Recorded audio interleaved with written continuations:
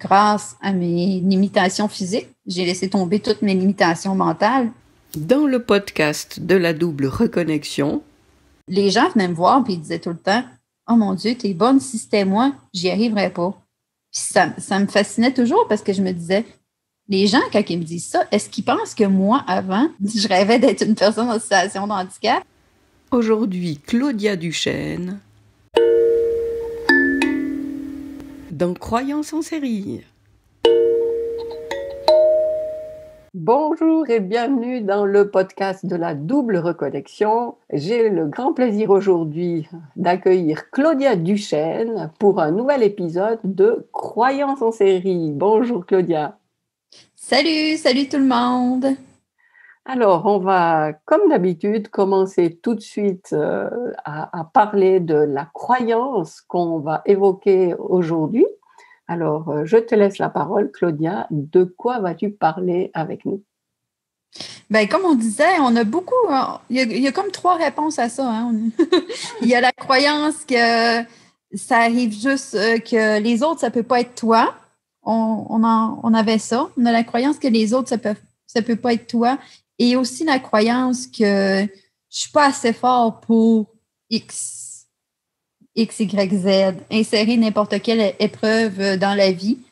C'est ça. Ça va être ça, les croyances. Je ne suis pas assez forte pour assumer un coup dur, une épreuve qui m'arrive dans la vie. Oui, c'est ça. C'est pas pour moi tout ça. C'est ça. C'est un gros melting pot. Je ne sais pas si ça se dit en France. Un gros. Oui.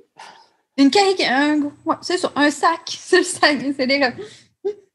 D'accord. Alors, est-ce que tu peux peut-être préciser, justement, peut-être ton cas, à quoi tu penses plus précisément comme coup dur qui serait difficile d'assumer? Oui, alors c'est là qu'on tombe dans le vif du sujet.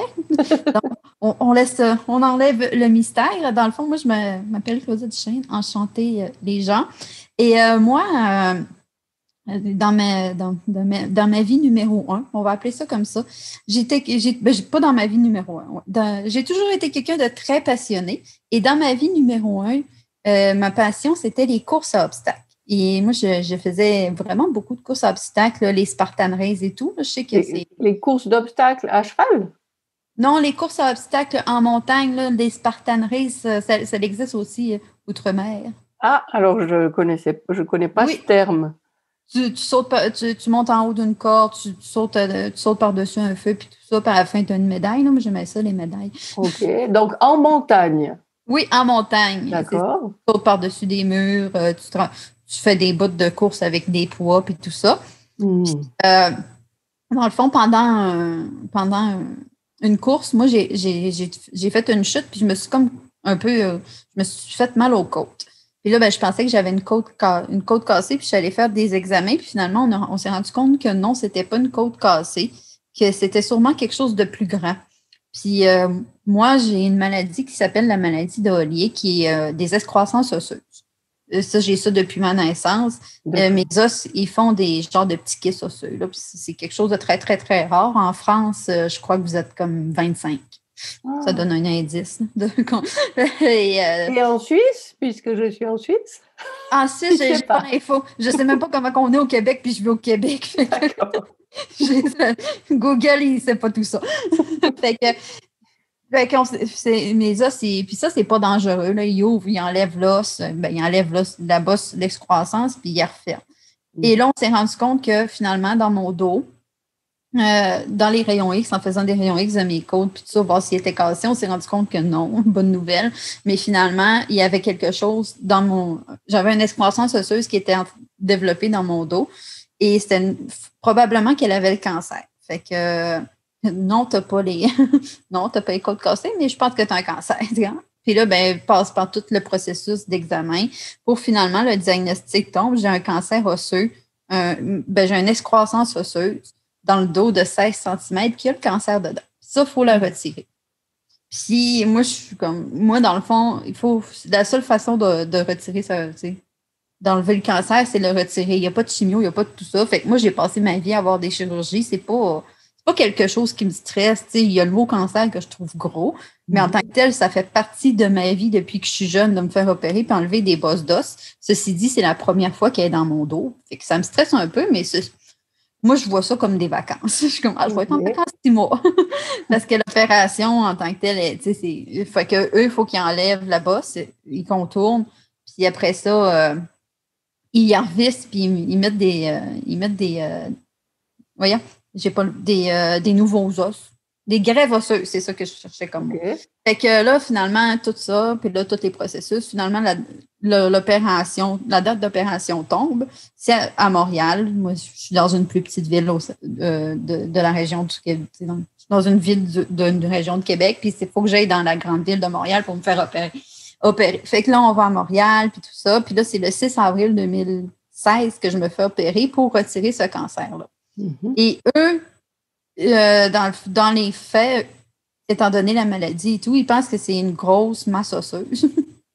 Fait que tout se passe normalement jusqu'à l'opération. Là, je vais sur la table d'opération, puis ils commencent la chirurgie, puis finalement, eux, en ouvrant et en voulant retirer le cancer, et je fais une hémorragie et je me vide complètement de mon sang. Puis ça, ils ont fallu qu'ils me fassent une transfusion sanguine de 10,5 litres. C'est quand même gros, là, le corps a 5 litres environ. Fait que mon corps filait plus pour avoir du sang à ce moment-là de ma vie. Puis finalement, ils ont réussi à me sauver la vie et je me suis réveillée le 8 avril 2016 paraplégique définitivement. Dans le fond. La conséquence qu'il y a eu à ça, c'est que mes jambes ne fonctionnent plus. J'ai une lésion à la moelle épinière. Ma moelle épinière a manqué de quelque chose. Mm-hmm. Moi, je dis, dans le fond, c'est très, très médical. Puis c'est les réponses. La première chose qu'on m'a dit quand je me suis réveillée, ils m'ont dit, on ne sait pas ce qui s'est passé, mais tu ne marcheras plus. Fait que, si j'essaie de raconter mon histoire avec des vrais faits, puis même moi, je n'ai pas toutes les réponses. Alors que ce n'était même pas une option qui avait été vraiment prise en compte. Enfin, tu allais non, du tout. Et puis c'est tout. Ce n'était pas un risque grand. Moi, ma passe pour les Spartan Race 2016 était achetée et j'avais l'autorisation de mon docteur pour en faire. Il fallait juste que je sois un peu délicate dans mon dos puis que je ne tombe pas dessus. Voilà, OK. Fait que finalement, fait que là, je me suis réveillée paraplégique définitivement à l'âge de 28 ans. Puis ça, une lésion à la moelle, ça ne revient pas. Il y a 2 cellules qui ne se régénèrent pas. Fait que c'est la première fois que j'ai été confrontée vraiment à quelque chose qui n'a pas d'issue. Il n'y a pas de plan B. Le temps n'arrangera pas les choses. Il n'y a pas... oui, le temps arrange les choses parce que je vais devenir que meilleure dans ma situation, mais ma situation va toujours être là. Fait que c'est la première... Et jusque-là, tu pensais, comme peut-être beaucoup de gens, que s'il t'arrivait un truc comme ça, tu ne serais pas capable de t'en relever. Ah, effectivement. Et non, je ne me suis jamais relevée. Non, effectivement, c'est ça. Puis moi, j'ai toujours été quelqu'un de nature très, très positive. Et juste avant de partir à Montréal, par exemple, j'ai eu une crise d'angoisse. Puis j'étais là, si je vais perdre mes jambes, je ne servirai plus à rien. Là. Honnêtement, là, j'étais couchée dans le bain en boule, puis je pleurais, puis j'étais en angoisse. Puis j'étais là, je vais perdre mes jambes, je vais perdre ma passion. Je viens juste de découvrir ce que j'aime vraiment dans la vie, faire des courses à obstacles, puis blablabla. Puis j'étais vraiment... Fait que finalement, quand je me suis réveillée devant le fait accompli, je fais c'est là, tu sais. Puis, fait que tu fais quoi avec ça? Puis moi, ça a été vraiment un cadeau de la vie. Premièrement, je suis encore en vie, fait que c'est un très grand cadeau. Puis ça a été les premières constatations, justement, que je me suis rendu compte, c'est oh, OK, ouais, tu sais, dans le fond, moi, dans ma tête, ça arrivait juste aux autres d'avoir un handicap. C'est pas le genre de choses qui m'arriverait. Mm-hmm. Parce que comme n'importe qui, tu vois plein d'affaires comme ça, puis tu te dis, ça arrive juste aux autres. Fait que quand je me suis rendu compte que les autres, ça pouvait être moi, ça a été un game changer incroyable de ma vie. Là. J'ai fait comme, OK, si les autres, ça peut être moi de manière négative, entre guillemets, pour ça, pourquoi les autres, ça pourrait pas être moi pour tout ce que je pensais pas ne pouvoir réaliser dans ma vie? T'sais, dans le fond, moi, Walt Disney, je trouve ça hyper inspirant, mais dans ma tête, ces histoires de succès-là, c'est pour les autres, c'est pas pour moi. Mais un là, game changer, peut-être, pour ceux qui ne comprennent pas le terme, c'est vraiment une nouvelle donne, un nouveau point de vue qui est, un élément événement déclencheur. voilà, qui fait changer de point de vue sur Oui, quelque un chose. switch, un 180. Voilà. Ouais. Fait que ça a vraiment été un très gros pour moi. Puis là, je me suis rendu compte que, puis aussi, ben, jamais dans ma vie, j'aurais cru passer à travers un handicap, premièrement, puis jamais dans ma vie, j'aurais cru passer à travers un handicap, être capable d'en faire des blagues. Très rapidement, là, moi, on était encore aux soins intensifs, puis je faisais des blagues avec le monde. Puis, tu sais, oui, il y a de la drogue, là, la drogue d'hôpital aidera peut-être à la situation, mais j'ai toujours été quelqu'un de très positif, même quand c'est pas facile, même quand. Puis les gens venaient me voir, puis ils disaient tout le temps: Oh mon Dieu, t'es bonne, si c'était moi, j'y arriverais pas. Puis ça me fascinait toujours parce que je me disais, les gens, quand ils me disent ça, est-ce qu'ils pensent que moi, avant, je rêvais d'être une personne en situation de handicap? Ou alors, ça vient de t'arriver et on n'arrive déjà plus à se dire que c'est nouveau pour toi, puis tu es entré dans les gens qui sont comme ça, et je ne sais pas, il y a comme une évidence qui fait, ah ben oui, elle est comme ça, elle a toutes les clés pour être comme ça. Oui, c'est ça, exactement. Fait que j'étais comme, tu sais, moi, c'est pas quelque chose que j'aurais cru non plus. Puis je me suis rendu compte aussi que je me sous-estimais beaucoup, dans le fond. Parce que, puis les gens, quand ils me disaient ça, j'étais, ben non, tu te sous-estimes beaucoup. Non seulement tu me surestimes, mais tu te sous-estimes. Parce que moi, de l'imaginer, premièrement, c'est beaucoup plus difficile que de le vivre. Parce que de le vivre, tu es devant le fait accompli. Fait que tu n'as pas le choix, là. C'est comme, je m'en dis, ben oui, tu as toujours le choix dans la vie, là, mais moi, j'ai fait le choix de ne pas avoir le choix de vivre ça pour visiter. Je ne sais pas si ça se dit. Mais dans le fond, rendu là, c'est si tu te laisses dépérir, c'est quasiment tu finis ta vie en CHSLD, mettons, en soins longue durée, je sais. Ah, d'accord, oui. En maison, tu dis, il n'y a pas. Oui, en maison spécialisée. Oui, si je ne prends pas soin de moi, c'est quoi les choix, puis tout ça. Fait que les gens, je me suis rendu compte que, fait que ça a vraiment laissé tomber un million, un très gros coup de pelle dans la face pour faire tomber vraiment beaucoup de croyances parce que j'étais là. Moi, non, avant, puis aussi, j'étais là dans les gens qui disent: Oh mon Dieu, tu vis ça, moi, je ne m'imaginerais pas, je ne suis pas capable de m'imaginer vivre ça, je ne ferais pas ça comme toi, blablabla, je ne m'en sortirais pas aussi bien. Puis je suis comme, parce qu'on imagine aussi souvent le pire dans la situation. Oui. Moi, finalement, je me suis fait des amis grâce à ma situation. Puis c'est ça que je dis aussi beaucoup, c'est que grâce à mes limitations physiques, j'ai laissé tomber toutes mes limitations mentales, j'ai laissé tomber toutes mes croyances. C'est tellement beau ce que tu dis là, d'ailleurs, en échangeant un petit peu avant d'enregistrer sur la formulation de la croyance, tu as dit ça, et puis c'est vraiment magnifique, quoi. La limite physique t'a permis d'éliminer les limites mentales. Oui, à 100%. Puis, tu sais, je me remets à vendredi soir, avant de partir à mon opération, que je suis en boule dans le bain. Ben jamais j'aurais imaginé, tu sais, quand tu imagines, tu fais pas comme, oh mon Dieu, si je tombe paraplégique, ça va être drôle. Je vais faire de l'humour, je vais me faire des amis, puis je vais vivre ma vie de rêve. Parce que c'est pas ça que tu imagines. C'est comme, j'étais juste focus sur mon Dieu, mon chum ne voudra plus rien savoir de moi, je ne ferai plus jamais de course à obstacles. Mais finalement, la vie est tellement plus grande que faire une Spartan Race, tu sais, mettons. Fait que, je dis, ça m'a amené beaucoup à faire. Non seulement ça m'a amené à. La paraplégie m'a amené à revirer complètement mes croyances, mais ça m'a amené à être confrontée aux croyances de beaucoup de gens. Parce que les gens me garochent beaucoup leurs croyances. Oui. Te gavoche, tu dis? Me garoche. Ça veut dire quoi? Me pitch, te parle. Oui, me parle. Oui, c'est ça. Beaucoup de leurs croyances. Oui, d'accord. Oui, c'est ça. Quand tu me parles de ça, ça me fait penser à quelque chose. Évidemment, dans toutes les étapes qui ont suivi ton opération, tu as côtoyé beaucoup de gens qui se retrouvaient un peu dans la même situation que toi. Est-ce que tu as observé cette même résilience que tu évoques pour toi-même chez tout le monde?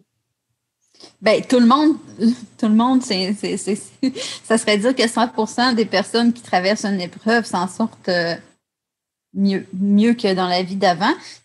Non, là. Mais c'est une très grande majorité de gens, puis des gens que je côtoie, puis des gens en centre de réadaptation, etc.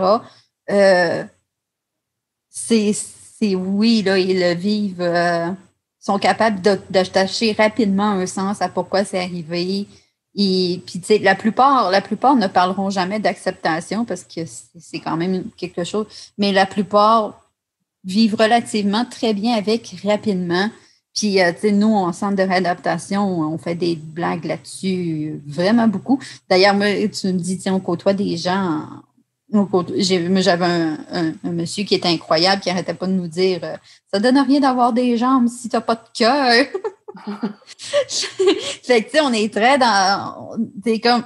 Puis oui, c'est vrai, tu sais, dans le fond, on n'a pas perdu la chose la plus importante, qui est à dire, la personne que tu es. Tu sais, déjà que la vie t'a enlevé une partie de ton corps, peux-tu faire ce qu'il y a de mieux avec ce qui reste? Beaucoup, je pense qu'une très forte majorité sont là-dedans. Ouais. Et puis, quand tu dis que, justement, ces limites physiques t'ont éliminé des limites mentales, est-ce que tu peux nous en partager quelques-unes? Donc, ça veut dire que tu n'en avais pas conscience avant, d'ailleurs, de ces limites mentales, ou bien oui, tu en avais conscience déjà? Non, moi, j'en avais pas conscience avant. Comme je dis, c'est vraiment les gens, tu sais, les gens, ils venaient souvent me voir puis ils disaient « Ah, mon Dieu, t'es bonne, j'y arriverai pas », puis tout ça. Puis ça me fait rendre compte que moi aussi, j'avais premièrement cette pensée-là avant. Puis j'étais là, tu sais, dans le fond, mon Dieu, je suis peut-être plus extraordinaire que je pensais. Fait que de penser que j'étais, je pense qu'avant, je pensais que, je sais pas si l'expression se dit aussi, mais tu sais, comme être né pour un petit pain, c'est très québécois. Oui, c'est québécois. Né pour un petit pain, ça veut dire j'ai pas droit à. Ouais, je mérite pas beaucoup, mais Ouais, mais trop boulot de. Voilà, si j'ai juste ce qu'il me faut, je dois déjà être contente. Oui, mais trop boulot dodo, je pense, tu sais, avoir une vie trop boulot dodo, là, qui serait de pose pas de questions, fini, tu sais. Rentre dans le moule, puis tout ça. Est-ce que je pense pas que j'en étais consciente tant que ça. Mais c'est ça, j'étais consciente que j'essayais de me battre contre quelque chose de plus grand que moi, mettons. De me battre de moi. Tu sais, chasse le naturel et il revient au galop. J'essayais vraiment de chasser souvent le naturel. Puis il est revenu au galop à grands coups de paraplégie. Ouais, c'est sûr. En tout cas, moi, je suis pas très à l'aise par rapport à ça parce que cette croyance que tu évoques, elle est vraiment très forte en moi que je ne serais pas capable. Et ça va même plus loin que ça parce que quand je vois des gens comme toi, je suis tellement admirative que ça me fait me condamner moi-même encore plus. Alors, et puis en plus de ça, c'est tellement égocentrique de dire ça, tu vois, de ramener à moi le fait que moi, qui ai tous les moyens physiques, je ne suis pas capable de faire ça, alors que je vois quelqu'un comme toi qui fait des choses beaucoup plus que moi. Enfin, je ne sais pas si je réussis à me faire comprendre. Oui. Mais... Oh non, ben c'est très clair. Puis honnêtement, c'est vraiment bien que tu soulèves ce point-là. Parce qu'à tous les fois, tu sais, moi, je fais des entrevues et tout ça, puis je me dis, mon histoire va inspirer, ça va être le fun. Mais il y a un fort pourcentage de gens qui l'utilisent pour se flageller. Puis je suis comme, c'est pas ça que je voulais. Ah oui, d'accord. Fait que effectivement, c'est très normal. Puis, tu sais, je pense que c'est peut-être un peu à nous de dire comme, le but de tout ça, c'est de t'élever. C'est de t'élever avec l'histoire et non de te rabaisser. Là. Ça, c'est un évident. Mais, puis, tu sais, je pense que c'est quelque chose qui est très incompréhensible, qui sera jamais qui est inimaginable et incompréhensible pour personne qui l'a vécu, pour les gens qui ne l'ont pas vécu. Là. Tu sais, même moi, mon conjoint avec qui je vis en permanence, qui le vit quand même, c'est très indirectement et très proche, il ne sera jamais capable de comprendre toute la grandeur d'âme, la résilience, tout le game changer. J'en reviens avec ça. tout l'élément déclencheur, tout ça non plus, il l'a pas vécu. Lui, fait que c'est quelque chose que tu peux pas essayer de comprendre d'un point de vue, d'un point de vue complètement extérieur. Tu peux pas comparer les deux histoires, ça se compare pas, là. Et d'ailleurs, ton conjoint, vous étiez déjà ensemble avant cette opération et vous avez continué ensemble. Et ça, c'est. Oui, ça aussi, c'est plein d'autres croyances. Oui, ça a été, on était ensemble, ça faisait 1 an, puis moi, j'avais la croyance. Ça, je pensais pas que j'avais la croyance, en plus. J'étais convaincue que je l'avais pas. J'avais la croyance que les personnes en situation de handicap ne sont pas amoureux, n'ont pas de vie familiale, parce que c'est une croyance que la société, puis c'est construit. Puis moi, j'y avais décidé d'y adhérer. Fait que quand je me suis réveillée paraplégique, j'ai dit à mon chum, je dis, tu peux partir, là, je vais comprendre. Mon chum était comme, ben non, pourquoi je partirais? T'es la même personne, tu changes pas. Fait que ça a été aussi très, très...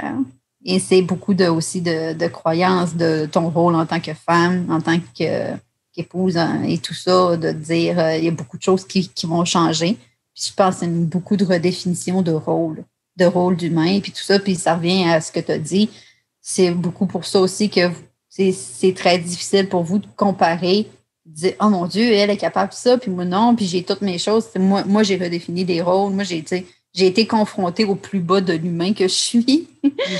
J'ai eu une seconde chance, etc. Fait que, c'est sûr que ça amène une vision de la vie complètement différente que malheureusement, tu ne veux pas avoir parce que ça vient avec une paraplégie, un handicap ou quelque chose de très grand.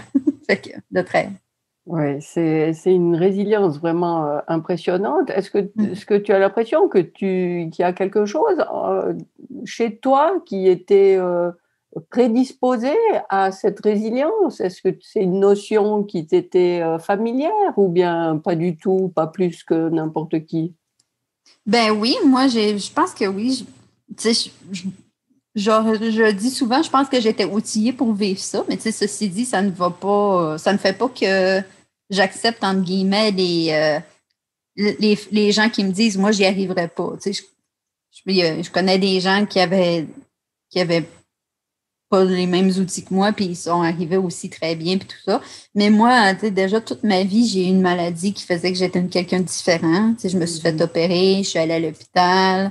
Souvent, après ça, puis moi, ma mère, elle m'a toujours dit, t'es pas quelqu'un de malade, t'es quelqu'un d'unique. Il y a personne comme toi. Il y a personne, on est rare, on est très, très rare, notre maladie, fait qu'on n'est pas malade, on est des gens uniques. Après ça, quand j'étais aussi dans mon jeune adulte avec une amie, on faisait des soirées pour transformer tout ce qui nous arrivait en apprentissage. Tout à l'époque, on était tous les deux célibataires, on avait des rendez-vous de merde tout le temps. Là, je veux pas Tinder, Badoo et tout ça. Là, c'est pas rares sont les hommes qui sont là pour te marier.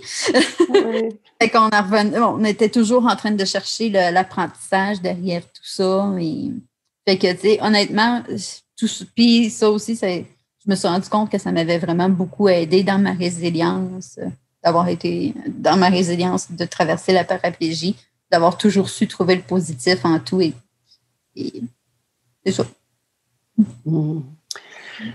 Oui. Ce que je trouve admirable aussi dans ton parcours, c'est que justement, ce qui t'est arrivé, tu as su le transformer, ça a changé complètement ta vision de la vie et tout, et tu as fait de cet aspect vraiment une priorité dans le sens où c'est ça qui te guide à aller faire des choses. Enfin, je m'exprime pas très bien là, mais ce que je veux dire, c'est que à partir de ce changement, tu as développé une activité qui est complètement axée sur ce fait. Et j'aimerais bien que tu nous partages, par exemple, le livre que tu as écrit, le spectacle que tu as monté, parce que Claudia est extraordinaire, oui, elle a monté un spectacle d'humour Et bon, avec la pandémie, ça a changé un petit peu les projets, mais quand même. Et tu as un livre qui est sorti, un deuxième en préparation. Donc, si tu pourrais nous en parler un peu, avec grand plaisir. Oui, ben c'est ça. Tout a parti exactement de ce que je viens de nommer avec mon ami, là, qu'on passait nos soirées à essayer de transformer les rendez-vous, les rendez-vous, je ne sais pas comment on dit ça, des rendez-vous de marde de votre côté. Ouais, tu remplaces le A en E, puis c'est bon. Des rendez-vous de merde, ouais, c'est ça. Ouais, puis tout ça. Fait que nous, on faisait ça dans un cahier qui s'appelait I Dream in Color, je rêve en couleur. Puis on appelait ça nos mardis Dream in Color, puis tout ça. Fait que tout ce qui nous arrivait, puis on était tout contentes de vivre des situations qui rocambolesques. Parce que non, mon Dieu, ça va nous faire vraiment un bel apprentissage. Fait que quand je suis tombée paraplégique, je me suis rendu compte que ce livre-là m'avait beaucoup aidé. Puis j'ai dit, je pourrais le commercialiser. Parce que ça m'a vraiment aidé à pas. Puis, fait que là, j'ai dit, puis là, comme j'ai dit dès le début, moi, je suis quelqu'un de très intense. Fait que j'ai dit, ça me tente pas de chercher une maison d'édition. Je vais me starter ma propre maison d'édition. Je vais faire un cours. Puis là, finalement, je suis tombée dans des cours d'entrepreneuriat. Puis avec des gens qui réalisent. Très intense, c'est un terme qu'on n'utilise pas tellement ici en Europe, oui. Mais vous, qui veut dire qu'on fait les choses à fond. Oui, c'est ça. Oui. On lâche pas le morceau, on y va, on s'accroche. Oui. Claudia, elle aime ça faire des courses à obstacles. Elle en a fait 32 pendant un été. Très intense. Très intense. Oui. C'est ça. Colin. Fait que c'est ça. Fait que je me suis dit, je vais faire ma propre maison d'édition. Puis là, ben, je suis tombée. Puis là, j'ai dit, une maison d'édition, c'est une entreprise. Je suis tombée dans des groupes de femmes d'affaires, puis tout ça. Puis là, j'ai dit, oh mon Dieu, il y a des filles qui réalisent. Il y a des filles qui sont comme moi, entre guillemets, là, monsieur, madame, tout le monde, qu'on va dire, puis qui réalisent des choses vraiment grandes. Fait que je suis comme, pourquoi? Fait que je me suis mis à avoir 1 million de rêves, 1 million de projets, qui fait que le livre I Dream in Color n'est pas encore commercialisé par ma maison d'édition. Mais j'ai commencé avec un livre qui s'appelle Tu Fourquis, qui est un livre pour apprendre à te connaître puis à vivre la meilleure sexualité à travers tes partenaires sexuels. Parce que ce qui vient aussi avec la paraplégie, puis il y a différents types, là, mais ce qui vient avec une lésion à la moelle, c'est une perte de sensation. Moi, dans le fond, j'ai une lésion à la moelle complète. Fait que moi, dessous poitrine, j'ai plus de sensation. Mm-hmm. Et si vous n'êtes pas pire en biologie, vous comprenez que le vagin est en dessous de la poitrine. Fait que moi, fait que là, je suis comme, mon Dieu, avoir su qu'il y avait une date d'expiration. Il y a tellement des choix que, tu sais, qu'il a fait des choix puis que je l'ai flagellé d'avoir choisi cette. Mon Dieu, on n'aurait pas dû, c'était pas hot,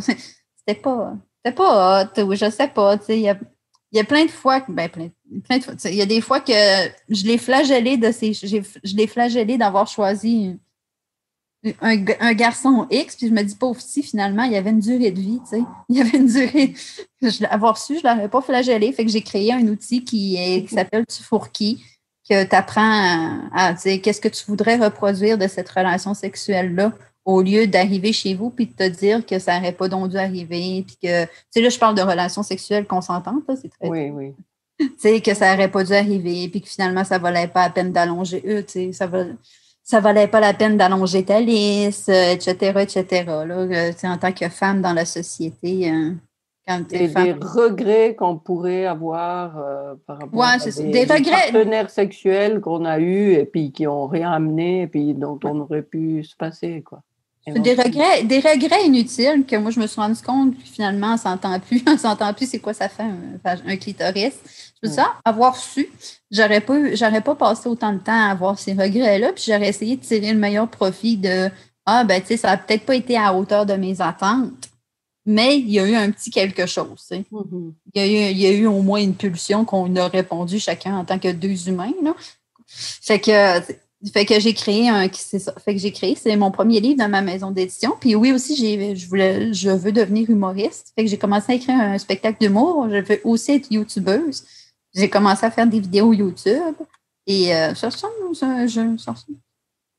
Oui, bien sûr. Et d'ailleurs, dans le descriptif de cet épisode, vous trouverez le lien vers le livre, vers la chaîne YouTube, une chaîne YouTube très colorée, Oui, où vous verrez un décor arc-en-ciel que j'aime vous allez beaucoup. comprendre le intense. Voilà. D'accord. Et le spectacle d'humour, ça en est où? Ah, ben là, moi, c'est ça, tu sais, il y a eu la pandémie, puis il y a beaucoup de gens qui, tu sais, moi aussi, je veux aussi faire des conférences, puis conférences, spectacles d'humour, les deux en même temps. Mais il y a eu beaucoup de gens qui ont converti en web. Mais moi, tu sais, depuis 2016 que je suis en version, c'est depuis 2016 que je suis paraplégique, puis depuis 2016 que je vis un peu ce que les gens vivent en confinement, entre guillemets, là. Tu sais, moi, c'est plus compliqué sortir. Après ça, ben, je suis toute seule chez nous parce que j'ai arrêté de travailler. Mon entourage, ils travaillent tous, puis tout ça. Fait que moi, j'ai dit, ah, moi, ça me tente pas, là. J'ai dit, ça me tente pas. Moi, je voulais faire, tu sais, moi, j'aimais vraiment ça, la scène pour avoir le contact humain. Moi, ça fait depuis 2016 que je vis le manque de contact humain. Fait que vous vivez un peu ma réalité, puis tout ça. Fait que moi, je suis bien patiente. La pandémie durera le temps que ça durera, mais je vais recommencer après. Ça ne me tente pas de faire ça sur Internet. En ligne, oui, je comprends. Oui, c'est ça. Ouais.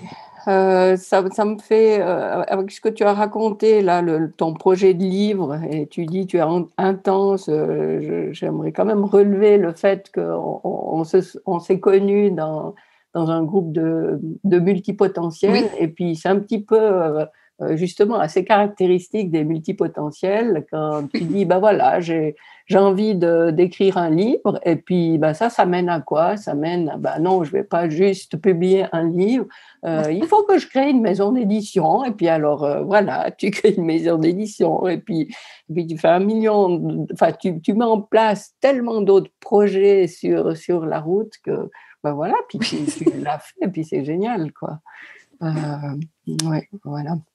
Et qui sait, tu vas peut-être monter un festival humoristique J'aimerais ça. pour pouvoir amener ton spectacle vraiment sur Oui. scène.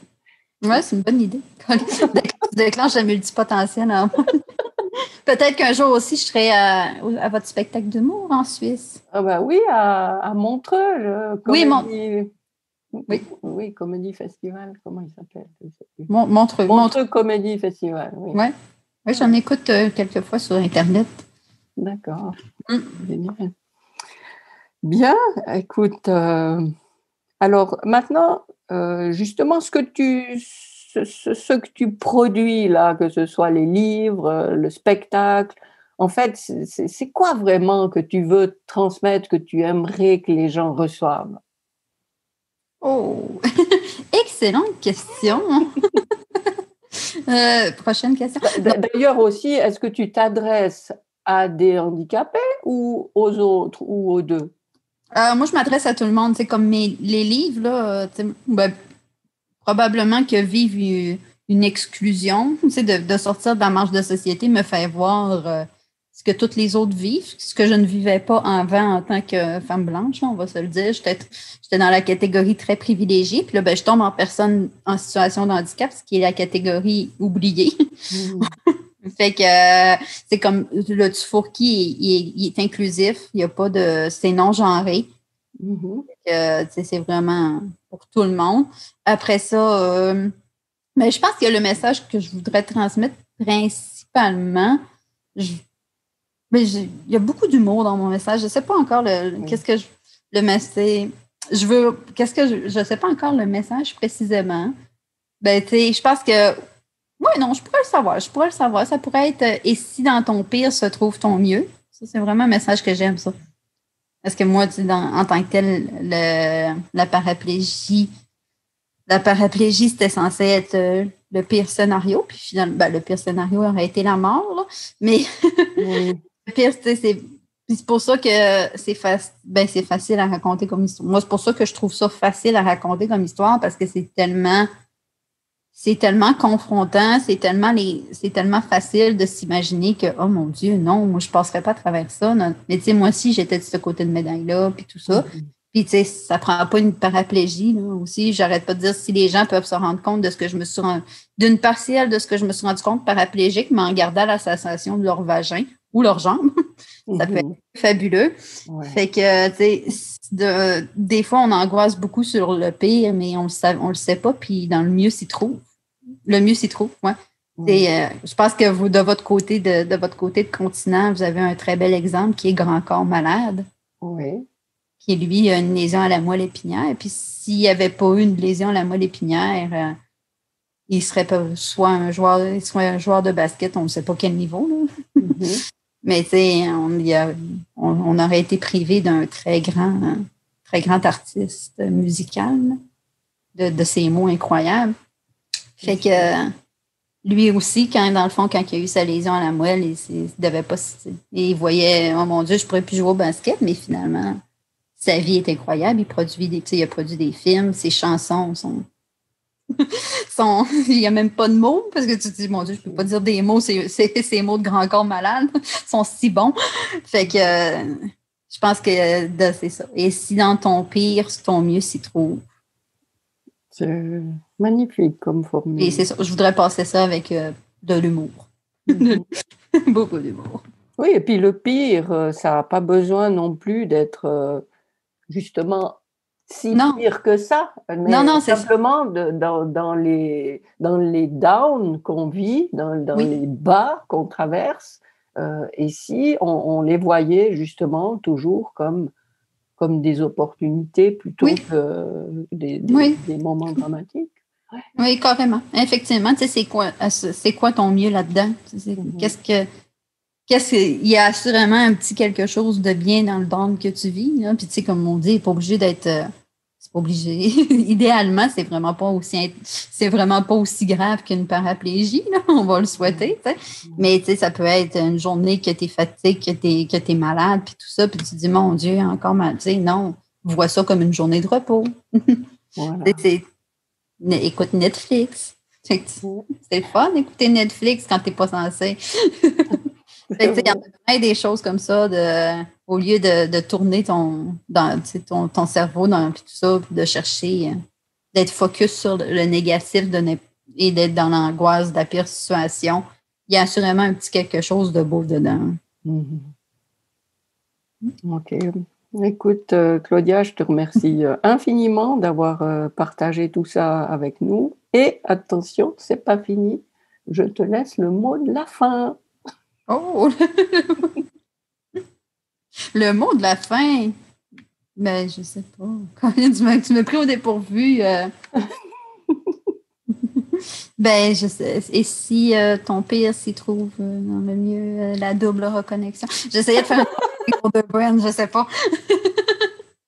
Double reconnectez-vous, puis voyez le beau dans le moins beau. Super. Je te remercie encore énormément d'avoir accepté cette invitation. Et puis, à vous tous qui nous écoutez, je vous rappelle que dans le descriptif, vous trouvez comment justement trouver Claudia sur sa chaîne YouTube. Est-ce que tu as aussi un site? J'ai une page Facebook. Alors, on va mettre aussi ta page Facebook, ton livre et tout ça. Et je vous conseille vraiment d'aller voir ce qu'elle... moi, j'adore son visuel sur sa chaîne YouTube. Et allez vous en mettre plein les yeux. Et puis, je vous dis à très bientôt pour un nouvel épisode de Croyances en série. Merci Claudia, à bientôt. Merci de l'invitation.